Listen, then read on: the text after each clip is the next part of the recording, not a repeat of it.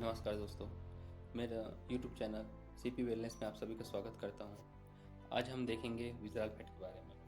इससे पहले मैं कुछ बताना चाहूँगा आपको कि हमारे यूट्यूब चैनल को लाइक एंड सब्सक्राइब कीजिए और बेल आइकन को दबाइए, जिससे हम अच्छे-अच्छे वीडियो बनाएंगे और हेल्थ से रिलेटेड वीडियो बनाएंगे जो आप तक जल्दी से जल्दी पहुँच सके, है ना? उसके लिए आपको सब्सक्राइब करना पड़ेगा हमारे चैनल को। तो चलिए स्टार्ट करते हैं विज़ुअल फैट। विज़ुअल फैट क्या होता है? विज़रल फैट हमारे बॉडी के एब्डोमिनल एरिया के इंटरनल ऑर्गन को क्या करता है, व्यवस्थित करके रखने का काम करता है विज़रल फैट। ये विज़रल फैट होना हमारे बॉडी के लिए बहुत इम्पोर्टेंट है ना? और कितना होना चाहिए, इसका नॉर्मल वैल्यू क्या होता है? इसका नॉर्मल वैल्यू होता है 1 से 4%, है ना? 1 से 4% तक, 1 से 4 तक रहेगा तब तो नॉर्मल है, बट कहीं न कहीं अगर बढ़ा हुआ रहेगा तो दिक्कत करेगा। जैसे कि यहाँ पे देख सकते हैं, है ना? ये जो एरिया है पेट का एरिया, ठीक है, ऊपर का भाग जो है वो सबक्यूटेनियस फैट है, बट ये अंदर का इंटरनल ऑर्गन के पास जो फैट रहता है वो क्या होता है, विज़रल फैट होता है। विज़रल फैट क्या होता है? विज़रल फैट क्या होता है उसको भी देखते हैं। ये देखिए, यहाँ पे देखिए येलो-येलो जो पार्ट दिख रहा है यहाँ पे, जो ये येलो-येलो जो दिख रहा है ना डायग्राम में, वो क्या है, विज़रल फैट है ना? इधर का जो येलो पार्ट दिख रहा है वो सबक्यूटेनियस फैट है, बट इंटरनल ऑर्गन के पास जो दिख रहा है वो येलो-येलो, वो क्या है, सब विज़रल फैट है। विज़रल फैट क्या करता है, हमारे इंटरनल ऑर्गन को व्यवस्थित ढंग से रखने का काम करता है, एक व्यवस्थित अरेंजमेंट करता है ना? इंटेस्टाइन कितना मीटर करता है, 6 से 7 मीटर का इंटेस्टाइन रहता है। अब उसको व्यवस्थित रखने का काम क्या करेगा, कौन करेगा? विज़रल फैट, है ना? लिवर, किडनी सबको व्यवस्थित रखने का काम करता है।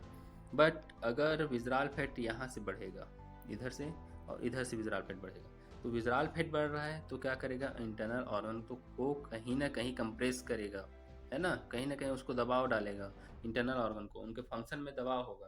तो अगर इंटरनल ऑर्गन को कंप्रेस करेगा विज़रल फैट, तो क्या होगा, उनके फंक्शन में थोड़ा-सी दिक्कत आएगी, जिसकी वजह से बहुत सारी समस्या आती है। अगर हार्ट के पास अगर अगर विज़रल फैट बढ़ेगा तो हार्ट में अफ़ेक्ट करेगा, लिवर के पास बढ़ेगा तो लिवर में अफ़ेक्ट करेगा, पूरा इंटरनल ऑर्गन में बढ़ेगा तो इंटरनल ऑर्गन को पूरा अफ़ेक्ट करेगा, डाइजेशन सिस्टम को अफ़ेक्ट करेगा। और वहीं पे एक पैंक्रियास होता है, अगर पैंक्रियास को अफ़ेक्ट करेगा तो उससे भी बहुत बड़ी दिक्कत हो सकती है ना? तो आगे देखते हैं स्लाइड में।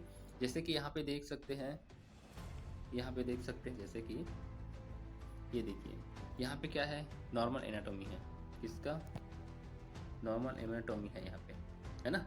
नॉर्मल एनाटॉमी है ह्यूमन बॉडी का।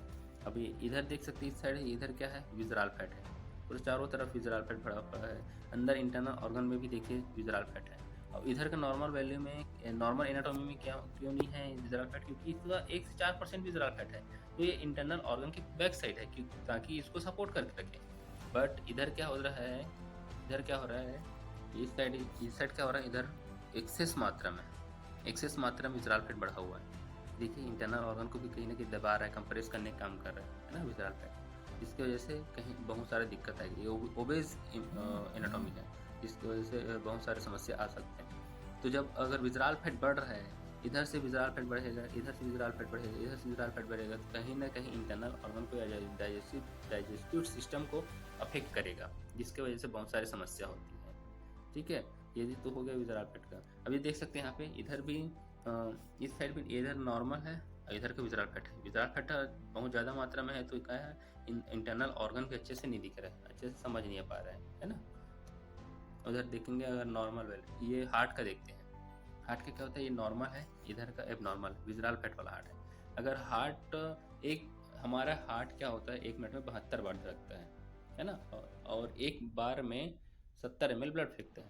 बट विज़रल फैट बढ़ा होने के कारण, या हार्ट में विज़रल फैट का मात्रा बढ़ गया है या फैट बढ़ गया है, जिसकी वजह से उनका फंक्शन बराबर नहीं हो पाता। वो 1 मिनट में 72 से ज़्यादा बार धड़केगा और एक बार में 70 ml से कम ब्लड फेंकेगा। तो बट 70 ml को बॉडी को रिक्वायरमेंट है, तो 70 ml बॉडी को रिक्वायरमेंट है और फेंक रहा है 50 ml, है ना? 50 ml पंपिंग कर रहा है, तो उसको फुलफिल करने के लिए क्या करेगा, हार्ट ज़्यादा वर्क करेगा, तो ज़्यादा पंपिंग करेगा तब जाके उसका उसका जो ब्लड का वैल्यू है वो बढ़ेगा, है ना? बराबर मात्रा में पहुँचेगा, है ना? हमारे बॉडी को जितना रिक्वायरमेंट है ब्लड उतना पहुँचेगा। तो यहीं से क्या होता है, तो इसी से क्या होता है, हमारा हार्ट रेट बढ़ता है और ब्लड में प्रेशर बढ़ता है, हार्ट में प्रेशर बढ़ता है, ठीक है? इसी की वजह से बहुत सारी समस्या आती है, इसी की वजह से ब्लड प्रेशर भी होता है विकराल फैट की वजह से, है ना? अब चलते हैं हम लोग आगे सिम्पटम की ओर चलते हैं। अब अगर हमारे बॉडी का विज़राल फैट अगर बढ़ा हुआ है, तो हमको क्या-क्या सिम्पटम हो सकते हैं, क्या-क्या लक्षण आ सकते हैं हमारे बॉडी में, है ना? उसके बारे में देखेंगे। हम मेजर सिम्पटम को ही देखेंगे, ताकि हम सतर्क रहें कि आगे फ्यूचर में हमारा विज़राल फैट बढ़ रहा है या हम मोटापा का शिकार हो रहे हैं, तो हम कैसे उस चीज़ को मैनेज करें और अच्छे हेल्दी लाइफ़स्टाइल को जिएँ, है ना? तो सिम्पटम से स्टार्ट करते हैं, जैसे कि यहाँ पे देखिए, इंक्रीज़ कोलेस्ट्रॉल लेवल। जब हम मोटापे के शिकार होते जाते हैं, हमारा बॉडी फैट बढ़ते जाता है, तो कहीं न कहीं हमारे रक्त वाहिका में भी कोलेस्ट्रॉल का लेवल बढ़ते जाएगा, फैट का लेवल बढ़ते जाएगा, है ना? तो इससे भी दिक्कत होती है। अब यहाँ पे देख सकते हैं अपन, हमारे रक्त वाहिका है ना? रक्त वाहिका ये, रक्त वाहिका में क्या हो रहा है, यहाँ पे कोलेस्ट्रॉल का डिपोज़िशन हो रहा है, फैट का डिपोज़िशन हो रहा है। जब कोलेस्ट्रॉल का डिपोज़िशन हो रहा है, तो क्या होगा, हमारा जो रक्त वाहिका है उसका रास्ता क्या सकरा होते जाएगा। देखिए सकरा होते जा रहा है ना, सकरा होगा तो क्या होगा, रक्त बराबर मात्रा में अच्छे से फ्लो नहीं कर पाएगा। जब अच्छे से फ्लो नहीं कर पाएगा तो क्या होगा, यहाँ से प्रेशर बनेगा, यहाँ पे प्रेशर बनेगा, तो यहीं से क्या होता है, ब्लड प्रेशर चालू होता है ना? ब्लड प्रेशर चालू होता है और धीरे-धीरे अगर अगर यहाँ पे ज़्यादा वैल्यू बढ़ गया इसका, इधर से ये बढ़ गया, इधर से ये बढ़ गया, तो यहाँ पे क्या करेगा, ब्लॉकेज लाएगा। अगर यहाँ पे रक्त वाहिका में ब्लॉकेज ला दिया, अगर ब्लॉकेज यहाँ का रास्ता बंद कर दिया, तो यहाँ पे ब्लॉक हो जाएगा, तो यहाँ से यहाँ का ब्लड इधर नहीं जा पाएगा, कट डाउन हो जाएगा, है ना? यहाँ का कनेक्शन कट हो जाएगा, तो बाकी और इंटरनल ऑर्गन को जो ब्लड जाना चाहिए वो नहीं जाता, है ना? हार्ट में ब्लड जाना चाहिए जो नहीं जाता, इसी की वजह से हार्ट अटैक होता है। अब यहाँ पे नीचे डायग्राम में दिख रहा है, यहाँ पे एक हार्ट अटैक पेशेंट का पोस्टमार्टम करने के बाद पता चला कि इनका हार्ट में बहुत ज़्यादा विज़राल फैट बढ़ चुका था। देख सकते हैं आप यहाँ पे, है ना? ये हार्ट को निकालने के बाद हार्ट को अलग निकाल रहे हैं और विज़राल फैट को अलग निकाल रहे हैं। तो हार्ट और विज़राल फैट को अलग करने के बाद इतना सारा फैट निकला है यहाँ से, हार्ट के पास, है ना? तो ये एक हार्ट अटैक का बहुत बड़ा कारण है, फैट या इंक्रीज़ फैट या इंक्रीज़ विज़राल फैट की वजह से, है ना? उसकी वजह से क्या होगा, कोलेस्ट्रॉल बढ़ेगा, फैट बढ़ेगा, विज़राल फैट बढ़ेगा, तो कहीं न कहीं ब्लड में प्रेशर बढ़ेगा। जब क्यों बढ़ेगा, क्योंकि हमारे हार्ट में अफ़ेक्ट कर रहा है ना? इसकी वजह से साथ-साथ ब्लड शुगर लेवल भी बढ़ेगा। क्यों बढ़ेगा? क्योंकि हमारे इंटरनल ऑर्गन में पैंक्रियाज़ भी है ना? डाइजेस्टिव सिस्टम के पास पैंक्रियाज़ भी है। तो पैंक्रियाज़ क्या काम करता है, इंसुलिन का प्रोडक्शन करता है हमारे बॉडी में। और इंसुलिन क्या करता है, हम जो खा रहे हैं, जो ले रहे हैं बाहर से, वो ग्लूकोज़ या कार्बोहाइड्रेट या ग्लूकोज़ ले रहे हैं, उसको क्या करेगा, हमारे विभिन्न इंटरनल ऑर्गन और विभिन्न सेल्स टिश्यू तक पहुंचाने का काम करेगा ग्लूकोज़ को, ताकि हमारा बाकी इंटरनल ऑर्गन अच्छे से काम कर सके।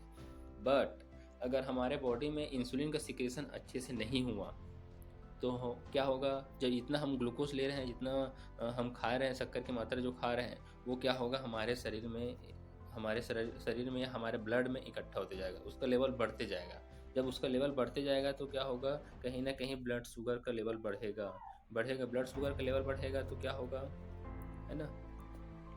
जब हमारे शरीर में इंसुलिन की सिक्रेशन अच्छे से नहीं होगा तो क्या होगा, हमारे बॉडी में ग्लूकोज़ की मात्रा बढ़ती जाएगी, जिससे हमको ब्लड शुगर कॉज़ करेगा, है ना? हमको ब्लड शुगर होने का चांसेस रहता है, ठीक है? और अगर हार्ट में कहीं न कहीं प्रॉब्लम आ रहा है तो हार्ट अटैक होने का भी बहुत ज़्यादा चांसेस रहता है, क्योंकि वहाँ पे ब्लॉकेज लाएगा तो क्या होगा, हार्ट अटैक होगा, क्योंकि हार्ट को ब्लड के बराबर मात्रा में पहुँच नहीं पाएगा और इसमें एमआई हो जाएगा, मायोकार्डियल इन्फॉक्शन हो जाएगा और हार्ट अटैक होगा, कार्डियक अरेस्ट होने के चांसेस रहता है।